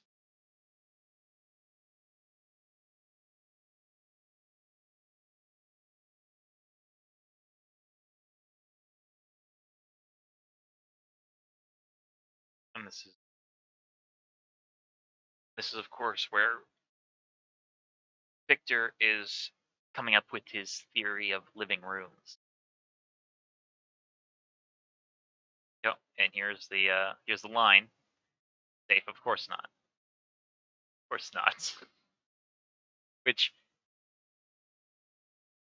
in addition to being a funny line, sort of represents his. There, that's where I want to pause it. In addition to being funny line, it also represents sort of his obsession as he is falling into sort of obsessive madness. And what's great about this scene is we can clearly see on Jace's face that he's seeing this, watching this sort of descent, but he doesn't say anything because he doesn't think it's. Well, I guess why he doesn't think that anything is up for interpretation, whether it's because he doesn't think it's gone far enough that he can realistically do anything, or like with the Heimerdinger, with Heimerdinger earlier, when he lets him go and stops Victor, he realizes there's nothing at this point he can do to stop him from going down this path.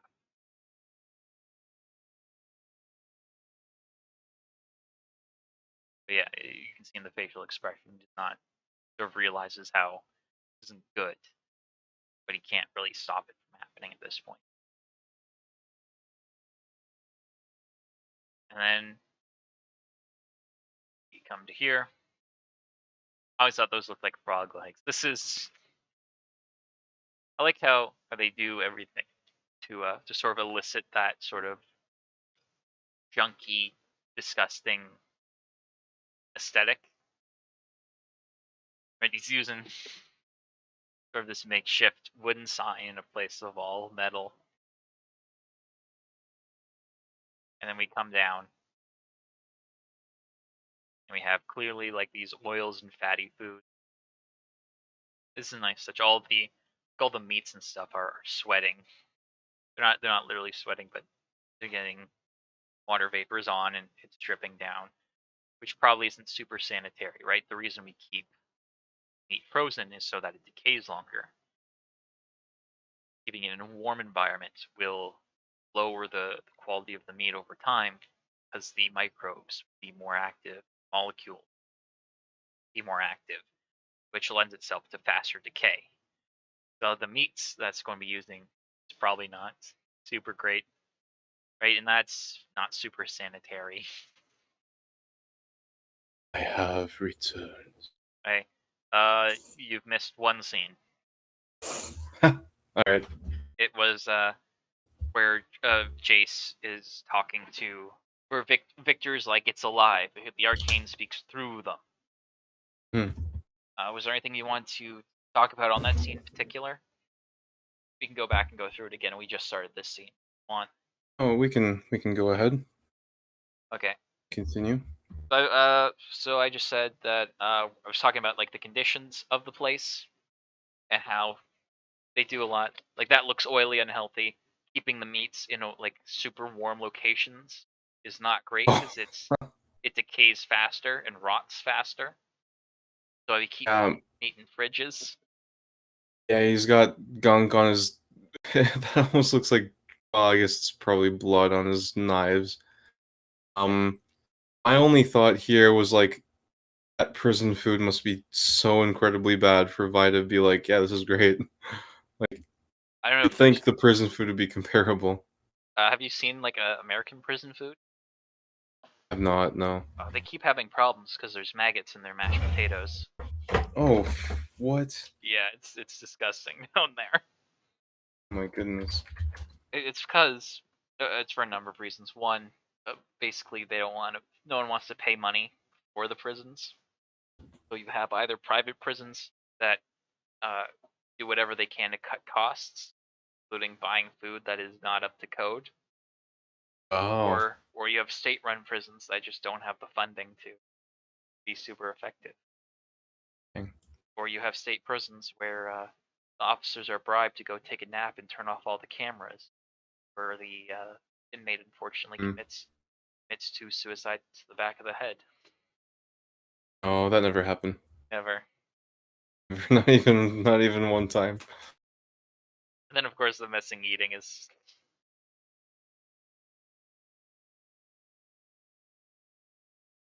Yeah, you could And that's just an additional nice touch when he laughs. There's like spittle flying everywhere. Yes, he's spitting everywhere. yeah, I'm just having a blast making his food, making his gross food. Yeah.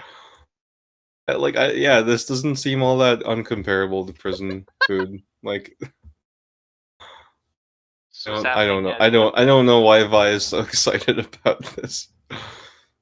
I guess it's just even like the change. Like, I wonder if she would be significantly less excited, like after eating this like all the time. You know what I mean, like, is she only this excited because it's like, oh, I finally get to eat something other than dry toast and maggot potatoes?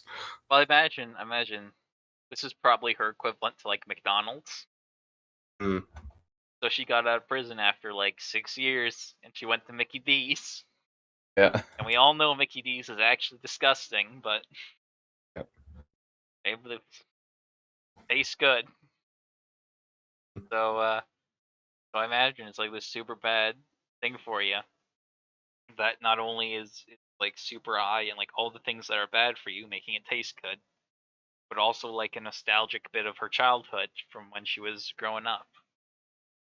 And they go to the old, um, the McButchers, I guess we'll call it.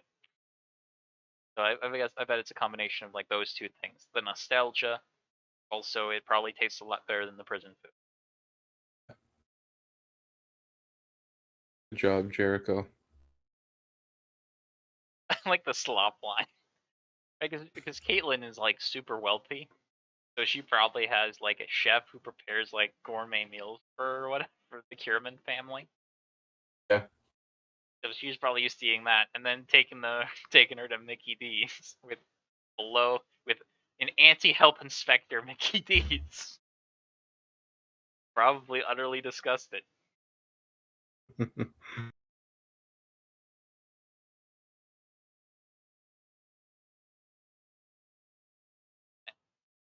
Gotta have faith. Hold the coin. Going to the moon. Gotta have faith, guys. Diamond hands. But What do you mean? oh, it's a joke about how like when you invest in like bitcoins. Yeah, but what's the connection? Oh, because she's losing faith in Vi. Right? She's like, you don't know anything. This was a waste of time. I never should have done it. She didn't keep the faith. But Vi got the tip she needed. So So Jericho gave her information on Silco, basically. yeah. Well, he gave her what it seems like because it has like the symbol on it. So he's letting her know where the whorehouse is that she's going to go to next. And meet the best character in Arcane, hands down. Uh, but yeah, Jinx. no, she's just the protagonist. Oh, she's just a side character. Doesn't freaking matter. Doesn't do anything in the show. But yeah. Sorry, what was I saying? Something about Caitlyn gourmet meal. I Probably think we see. were just Oh yeah, it goes to something you said and something we were talking about earlier.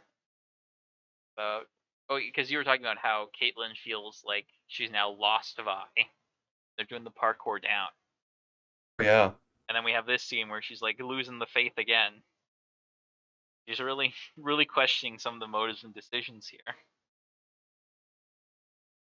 And then we have Fishy Boy's. Look at Fishy Boy's face. Oh, his name is Jericho. Come on, Oh, it is. Yeah. Look at show him Jericho's some face. respect. Put some respect on that name. Look how happy he is. Yeah, Look at him. dude, doing honest work. He's an honest fish thing and making an honest living. Yeah, he doesn't sell drugs.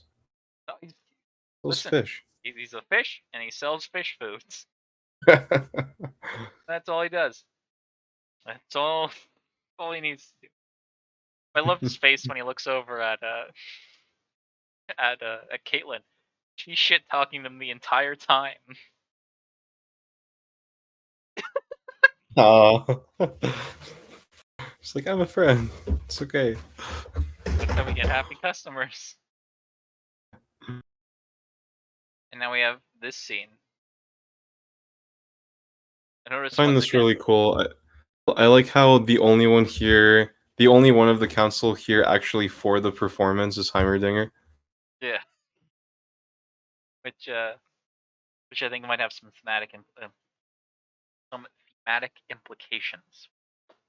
Once again, notice, much like the first time Mel and Jace had to discuss themselves in relation to the city and what they were going to do, they're very small on a very big background. Hmm. And once again, this is a point in the story when Jace feels like he's losing control and doesn't really know what to do. Yeah.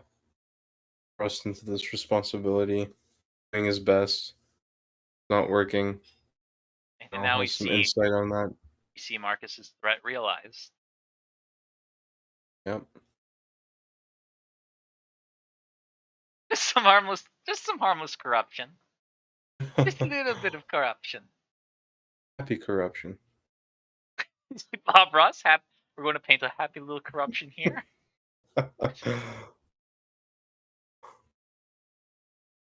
There is no corruption, only happy little privileges. Hmm.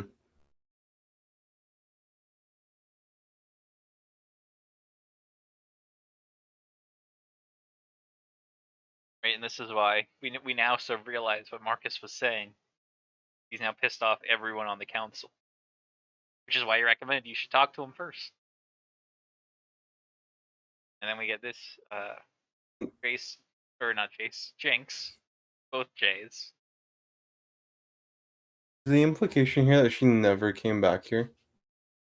I think so. Hmm.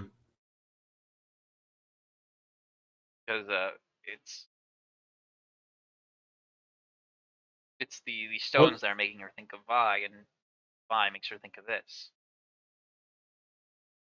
stones make her? Oh yeah, okay, yeah. Because right, she was like, it was a mistake. She ran off. She wanted to find this place because of that. Okay. Happy little animal murder. Yeah. Well, I like the way that I think it was Fringy and EFAP explained this. Like, she has to trivialize death. Like, death has to be meaningless. Like the act of killing something has to become trivial to her. For her to be able to hold herself together. Which makes sense given, like, if death is trivial, then her killing Claggett or Milo isn't as bad. Exactly. Then further, I think it communicates to the audience, right? They did sort of the John Wick. Instead of a puppy, it's a burb. Like, I know it's all fun and games, but keep in mind, bitch is crazy. Yep. Because the main conflict of this arc is going to be Vi's attempt to bring Jinx back. By the end of this act, it will be impossible for Vi to do so. And so having the scene here sort of demonstrates the sort of the level of difficulty that Vi will have surmounting this obstacle of her psyche.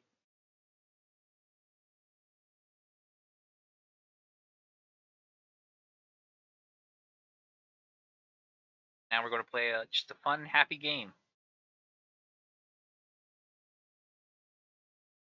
But the repairing, I think, is sets up, because when we were first here in the previous act, it was her who repaired the building and made it all operational. Yeah. Right. So by her going through that, it sort of effectively acts as a ritual for her, the repairing of the building that puts her into that headspace of back when she was a kid, which then sets up for this scene here, where she's going to remember the past.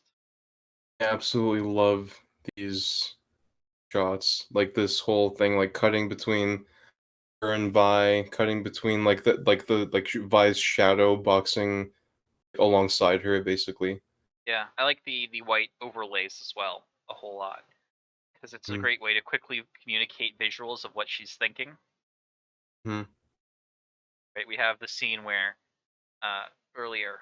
I'm not going to bother going back, but we have the scene where Vi is being nice to her, and we have the hearts come up, and we have the scene where she punches her, and she has like the demon face. Then here,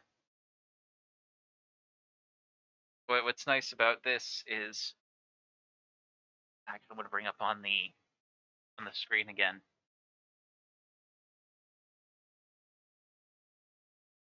What are you There's the thinking this obvious. means? So there's the obvious take that she's still second to Vi, right? She isn't able to surpass her sister, which I like. I'll talk about this in a bit because of how it relates to the next scene or the next part of it.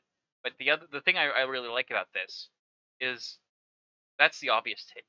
The less obvious take is Powder is Powder, but Powder Jinx, right, is fighting and is going to remove, by virtue of adding her high score, is going to remove one of the high scores. But no matter how good she is, and no matter how well she does, she isn't able to remove Vi from the board. She's only able to remove Clagger, the person she Mm, killed, from the board. interesting. Right, which I think is sort of symbolic of how she can't get rid of Vi in her head, and as well as everything she does reminds her of how she hurt and killed Clagger and Milo. Also, I think we talked about this first time we saw it, but the numbers are nice. Also, I was gonna mention here. Wait, let me remember quickly what I was gonna say. Um, yeah, like I was wondering if like part of her kind of mentality here. I think your take makes more sense, but I was wondering if part of it might be like showing like, oh well, I don't need you, Vi. I can do what you do. Oh yeah, this is going to Like, be the sort of second part of it, because the whole issue with Jinx is she's always felt like she was never good enough. Right, she's never ready. She always gets left behind. And so by having this fight, she can say, "Well, I'm equal to, I'm good enough to be around," and then she can't beat by score. So she's posed with a problem which she has to resolve. Right? She has to be, her psyche requires her to feel worthy and needed. However, now that she's tried to demonstrate her abilities, she's fallen short. So she needs a way to correct that. And so what Jinx does is she pulls out one of the strongest moves in all of martial arts. Are you familiar with what the strongest move in all of martial arts is? striking. I'm guessing, not ground. No, this is the strongest move in all of martial arts. About to do it. Ready? Oh well, yeah. Gun is a very effective weapon. I don't know. I don't think I know a single person who can deflect a bullet.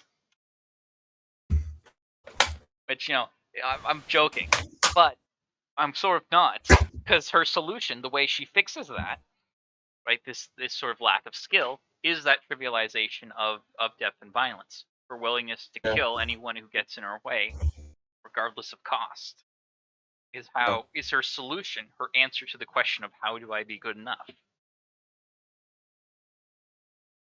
And the answer is I'll kill all the threats to that paradigm. Agree, disagree? Should we continue on? Yeah, just to add real quick, like, she's not the best puncher, but she has a gun. Yeah, that's how she makes up for like the deficit in strength, and she is good with the gun, which also reinforces what Vi says to her in episode 1. I have these, you have those.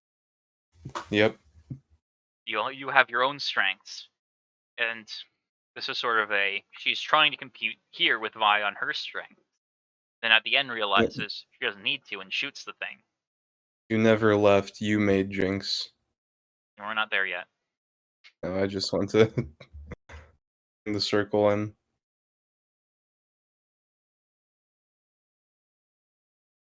And now we have his 2 bodyguards there, yeah. which The became of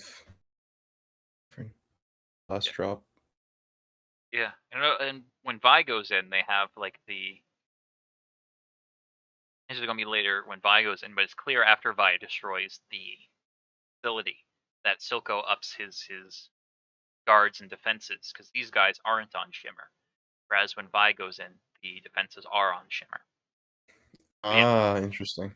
but obviously, Vi's going to be super upset about this. Last drop was Vander's place, and now Silco's running it. And also, right, Vander let anyone in, come on in, pull up a seat, as the song says. Yep. Whereas now that Silco's in charge, it's very exclusive. Only certain people can come in. I think Silco would let you in last drop.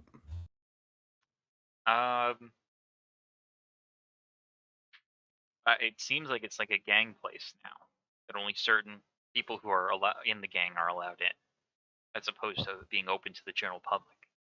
Right, because when Vi goes in, Savika has that line, everyone out, and everyone leaves, which sort of implies that they're all part of the group. So this seems more like a private club now than a commute.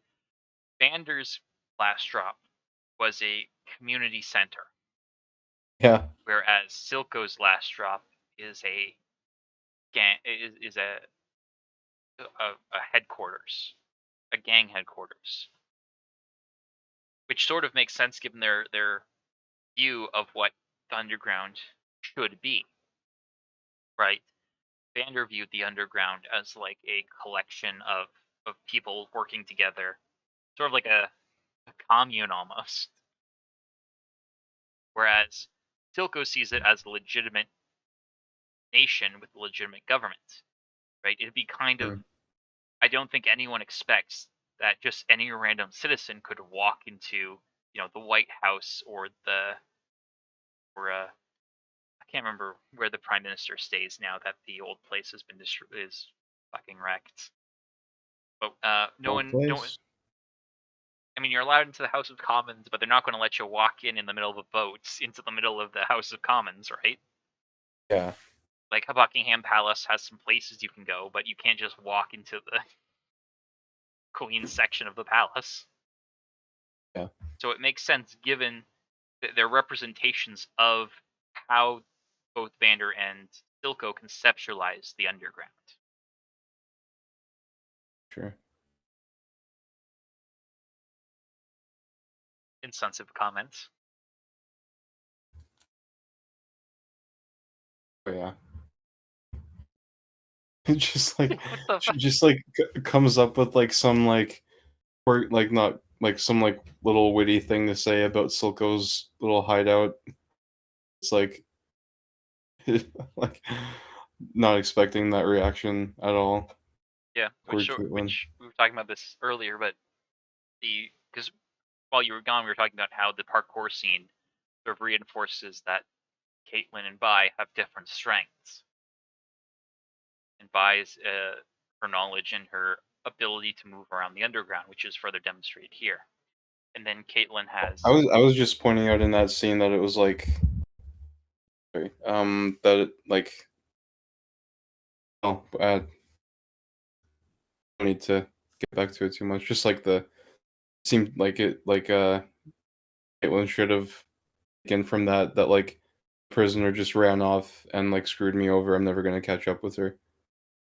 yeah, I talked about it a bit when you were gone about Oh, how I okay. thought there were differences between their abilities Gotcha. and how they use each other and they use their strengths to compensate for each other's weakness in a process we call codependency. Ah, perfect. We like those types of things, right? Now we're back here. Got I'm snow Thinger. there. I love that. I love that. Only innocent soul in his best. And this is, it gives us a hint because this is clearly referencing think it's called Freyord, which is like their Norse section, which has Anivia, one of the champions I play sometimes. Okay.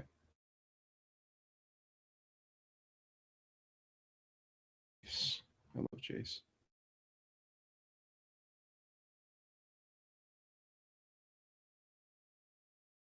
This sort of what Mel is saying here sort of has a takes on a bit of a meaning now that we know more about Mel. What this is one of my favorite words, Andrew. Projection. Hmm. Mel doesn't like the way she was raised and like the sort of the family way of doing things. So she says, "You're a symbol. Now you can shape your own destiny," which is what she has always wanted to do, Yeah. but not really what Jace wanted to do. Jace Jace wants to serve people with his technology and his findings. and he wants to help people. Whereas now, and that's his whole point. Like he doesn't want any of this, but now he has to do this. Yep.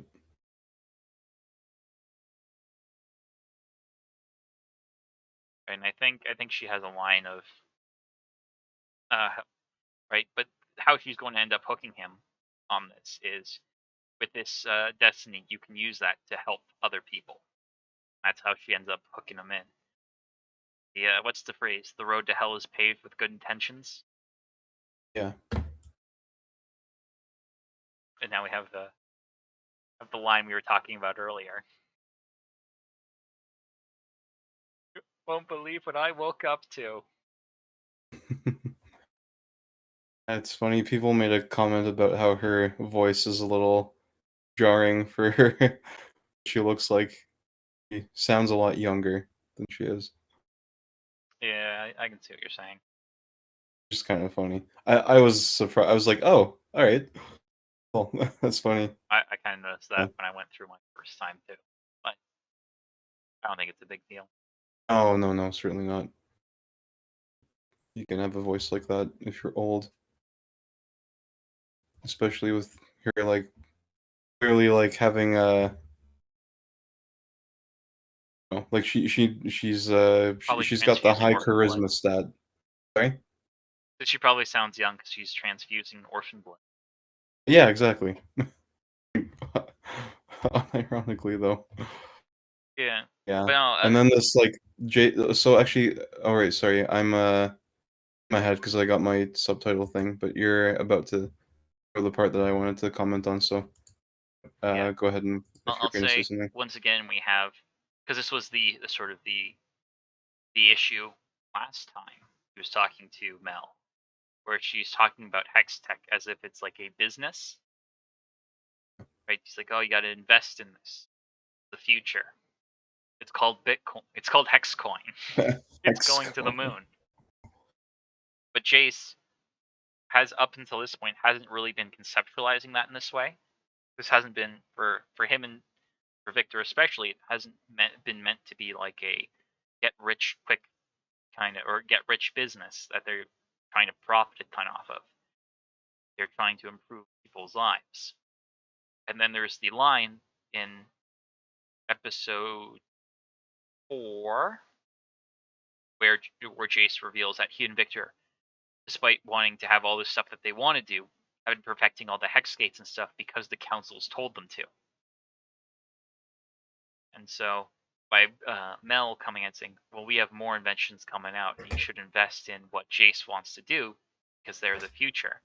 Jace may here see, okay, this is how I get to work on what I want to work on, which is the exact which in sort of a poetic irony, it's these decisions that he takes to move towards what he wants to work on, which prevents him from working on anything he wants to work on.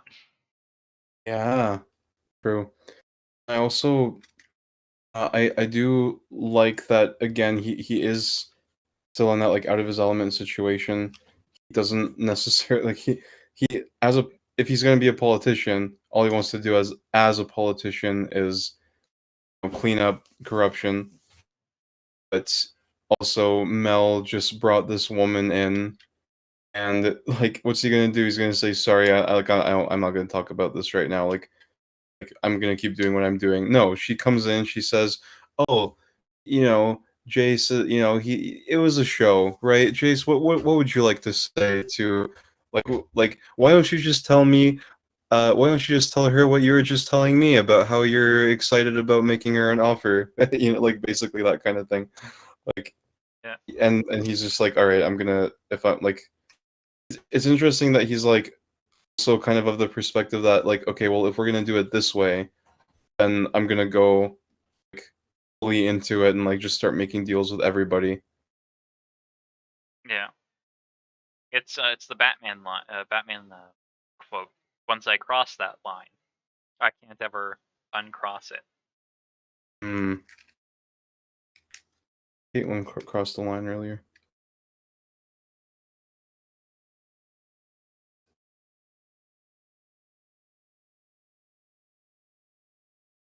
This to me is also the beginning of Jace's negative aspect of his character arc. We had hints of it before. Um, a little bit of his pride coming through, kind of clashing with the that he's got like the prideful side and the humble side, and What the does it like prideful say side about kind of pride? I think trickling it up. goes before something. I don't know, but it's kind of like the root sin in a way. But I don't know if you actually didn't get that, but the expression is "pride goeth before the fall." Ah, Up see. yours, woke moralists. We'll see who cancels who. No, but yeah, and notice how what he says to her, because originally the hex tech was meant to improve the lives of the people. And what does he say? You, i.e., rich business lady, would be first in line for any of our advancements, which is not the intended use, and sort of a betrayal of both what he claimed to stand for and what Victor still does. Oh, true. Victor has other people that he wants to be first in line. Yeah, Down, across the river. yeah.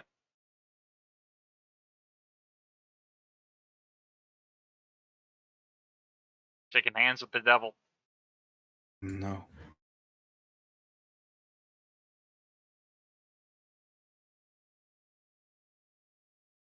What's she saying here? I love how the guy is just playing more frantically now. Yeah, the on stage performance changes from like this calm, serene, and bright sort of setting to this dark and stormy, turbulent setting, right? Which sort of coincides with how Jace's progression, where we started off with this bright, sunny future, and now he's got into some hot water, some stormy weather, and now we're seeing the See that turbulence for us. Jace's emotional state actually caused the weather to change. He controls the weather with hex tech chemtrails. And Yeah, of now course, he's he's just going around shaking hands making with deals. everybody. And while all this is happening, I'm waiting for him to cut the Heimerdinger. Literally blind Ah, to the corruption of the council. yep. Very corruption that Jace intended to root out. He's now paying off of it. We're supposed to destroy the corruption, not join it. Right, and I paused on the exact wrong spot.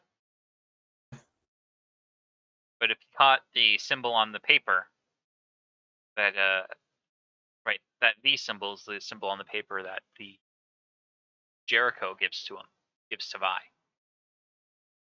Oh, did not notice that. I see. Okay. Girl Scout cookies. Yeah. Um, might this perhaps be a good place to stop for now? we're halfway through. We can stop here, or we can finish the scene. Your choice. Yeah, I think if possible, if we could wrap up now and then continue in 2 weeks, because I just gotta wake up for work tomorrow and to hopefully do some filming for my next video if I get to bed. Sure. I'll save my great jokes for this scene for 2 weeks from now. We're going on hiatus next week. Yeah. I will just say this is like my least favorite scene in the whole show. Really? Yeah. I like this scene. Sure. It's a just because it's a brothel. Yes. It's Okay. also cringe, but that's alright. We'll talk about it. Okay. Okay. In that case, yeah, we'll call it here then. Uh, I've been Max Gang. You can visit me on my website, maxgang.com, or subscribe to the channel. I'm here with Andrew. Does Oh, not have a website, but does have. Actually, do you still have your website, or is it gone now? I have a website, but it points you to the closed beta of Air Obscura, which does not exist. That's right, because you can now download Air Obscura on Steam. It's Isn't true. that right? You can buy it, download it, play it, leave a review, do whatever you want. I don't care. It's your Absolutely. property. Yeah. Would extremely make me happy if people left reviews of the game. Everyone who has left a review of my game has made me very happy. Thank you, Max. No problem. Also, you can find his YouTube channel in the description of the stream.